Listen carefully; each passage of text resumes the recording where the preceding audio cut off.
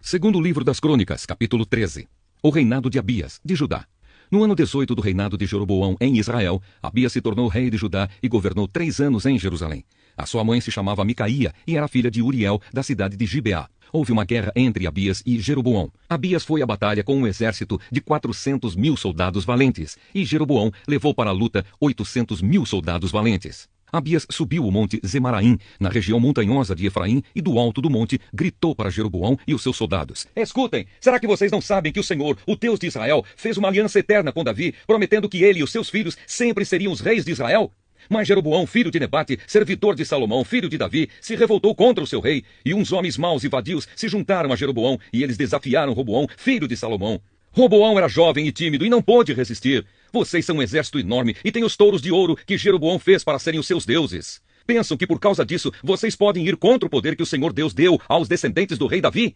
Vocês expulsaram os sacerdotes de Deus, os descendentes de Arão e os levitas, e escolheram os seus próprios sacerdotes, como os povos pagãos fazem. Qualquer um que aparece com um touro ou 7 carneiros pode se tornar sacerdote de deuses falsos. Quanto a nós, o Senhor é o nosso Deus e nunca o rejeitamos. Os nossos sacerdotes são descendentes de Arão. Eles servem a Deus e são ajudados pelos levitas. Todos os dias de manhã e à tarde, eles apresentam a Deus sacrifícios que são completamente queimados, oferecem incenso cheiroso, colocam os pães sagrados na mesa pura e à tardinha acendem as lamparinas do candelabro de ouro, pois nós obedecemos às leis do Senhor, nosso Deus. Mas vocês o rejeitaram.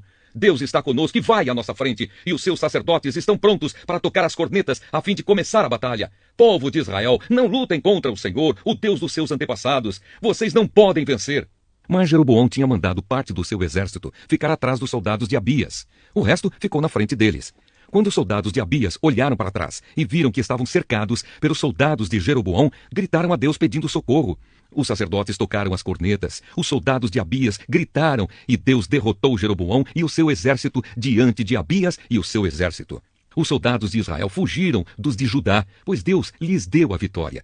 500.000 dos soldados de Israel foram mortos por Abias e os seus soldados. Foi uma matança enorme. Assim os soldados de Israel foram derrotados, e os de Judá venceram, pois confiaram no Senhor, o Deus dos seus antepassados. Abias perseguiu Jeroboão e o resto do seu exército e conquistou as cidades de Betel, Gesana e Efrom, e os povoados que ficavam perto delas. Durante o reinado de Abias, Jeroboão nunca voltou a governar. Finalmente a ira de Deus atingiu Jeroboão e ele morreu. Abias foi ficando cada vez mais poderoso. Ele casou com 14 mulheres e foi pai de 22 filhos e 16 filhas. O resto da história de Abias, tudo o que ele fez e disse, está escrito na história do profeta Ido. Apocalipse, capítulo 3. Mensagem à igreja de Sardes. Ao anjo da igreja de Sardes, escreva o seguinte: Esta é a mensagem daquele que tem os 7 Espíritos de Deus e as 7 estrelas. Eu sei o que vocês estão fazendo. Vocês dizem que estão vivos, mas de fato estão mortos. Acordem e fortaleçam aquilo que ainda está vivo antes que morra completamente, pois sei que o que vocês fizeram não está ainda de acordo com aquilo que o meu Deus exige. Portanto, lembrem do que aprenderam e ouviram. Obedeçam e se arrependam. Se não acordarem, eu os atacarei de surpresa como um ladrão, e vocês não ficarão sabendo nem mesmo a hora da minha vinda. Mas alguns de vocês de Sardes têm conservado limpas as suas roupas. Vocês andarão comigo vestidos de roupas brancas, pois merecem esta honra. Aqueles que conseguirem a vitória serão vestidos de branco, e eu não tirarei o nome dessas pessoas do livro da vida. Eu declararei abertamente na presença do meu Pai e dos seus anjos que elas pertencem a mim. Portanto, se vocês têm ouvidos para ouvir, então ouçam o que o Espírito de Deus diz às igrejas. Mensagem à igreja de Filadélfia. Ao anjo da igreja de Filadélfia, escreva o seguinte: Esta é a mensagem daquele que é santo e verdadeiro. Ele tem a chave que pertencia ao rei Davi. Quando ele abre, ninguém fecha, e quando ele fecha, ninguém abre. Eu sei o que vocês estão fazendo. Sei que tem pouca força. Vocês têm seguido os meus ensinamentos e têm sido fiéis a mim. Eu abri diante de vocês uma porta que ninguém pode fechar. Escutem, quanto àquela gente que pertence a Satanás, aqueles mentirosos que afirmam que são judeus, mas não são, eu farei com que eles venham e caiam de joelhos diante de vocês. E todos eles saberão que eu amo vocês. Vocês têm obedecido à minha ordem para aguentar o sofrimento com paciência, e por isso eu os protegerei no tempo da aflição que virá sobre o mundo inteiro, para pôr à prova os povos da terra. Eu venho logo. Guardem o que vocês têm, para que ninguém roube de vocês o prêmio da vitória. A pessoa que conseguir a vitória, eu farei com que ela seja uma coluna no templo do meu Deus, e essa pessoa nunca mais sairá dali. E escreverei nela o nome do meu Deus e o nome da cidade do meu Deus, a nova Jerusalém, que virá do céu, da parte do meu Deus. E também escreverei nela o meu novo nome. Portanto, se vocês têm ouvidos para ouvir, então ouçam o que o Espírito de Deus diz às igrejas. Mensagem à igreja de Laodiceia. Ao anjo da igreja de Laodiceia, escreva o seguinte: esta é a mensagem do Amém, da testemunha fiel e verdadeira, daquele por meio de quem Deus criou todas as coisas. Eu sei o que vocês têm feito. Sei que não são nem frios nem quentes. Como gostaria que fossem uma coisa ou outra. Mas, porque são apenas mornos, nem frios nem quentes, vou logo vomitá-los da minha boca. Vocês dizem: somos ricos, estamos bem de vida e temos tudo o que precisamos. Mas não sabem que são miseráveis, infelizes, pobres, nus e cegos. Portanto, aconselho que comprem de mim ouro puro, para que sejam de fato ricos. E comprem roupas brancas para se vestir e cobrir a sua nudez vergonhosa. Comprem também colírio para os olhos, a fim de que possam ver. Eu corrijo e castigo todos os que amo. Portanto, levem as coisas a sério e se arrependam. Escutem, eu estou à porta e bato. Se alguém ouvir a minha voz e abrir a porta, eu entrarei na sua casa e nós jantaremos juntos. Aos que conseguirem a vitória, eu darei o direito de se sentarem ao lado do meu trono, assim como eu consegui a vitória e agora estou sentado ao lado do trono do meu Pai. Portanto, se vocês têm ouvidos para ouvir, então ouçam o que o Espírito de Deus diz às igrejas. Ageu, capítulo 1. Deus ordena a reconstrução do templo. No segundo ano do reinado de Dario, rei da Pérsia, no primeiro dia do sexto mês, o Senhor Deus mandou uma mensagem por meio do profeta Ageu. Essa mensagem era para o governador de Judá, Zorobabel, filho de Salatiel, e para o grande sacerdote Josué, filho de Josadaque. O Senhor Todo-Poderoso disse o seguinte: o povo está dizendo que ainda não chegou o tempo de reconstruir o templo. Por isso, o Senhor falou assim por meio do profeta Ageu: povo de Judá, será que fica bem vocês viverem em casas luxuosas, enquanto o meu templo continua destruído? Pensem bem no que tem acontecido com vocês. Vocês semearam muitas sementes, mas colheram pouco. Tem comida, mas não é suficiente para matar a fome. Tem vinho, mas não dá para ficarem bêbados. Tem roupas, porém elas não chegam para os proteger do frio, e o salário que o trabalhador recebe não dá para viver. Por isso, o Senhor Todo-Poderoso diz: pensem bem no que tem acontecido com vocês. Agora vão até as montanhas, tragam madeira e construam de novo o templo. Eu ficarei muito contente com esse templo, e ali serei adorado e honrado.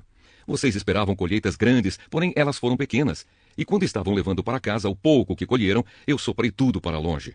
E por que foi que eu, o Senhor Todo-Poderoso, fiz isso? Foi porque vocês só vivem cuidando das suas próprias casas, mas não se importam com a minha casa, que está destruída. É por isso que não chove e os campos não produzem colheitas. Eu fiz com que houvesse seca nos campos e nas montanhas. Fiz com que a seca atingisse as plantações de cereais, as parreiras, as oliveiras e todas as outras plantações do país. Ela castigou as pessoas, os animais e todas as plantações. O povo obedece à ordem de Deus. Então Zerubabel, filho de Salatiel, e o grande sacerdote Josué, filho de Josadaque, e todos os que haviam voltado do cativeiro na Babilônia, temeram a Deus e obedeceram à mensagem que o Senhor, o Deus deles, tinha mandado por meio do profeta Ageu.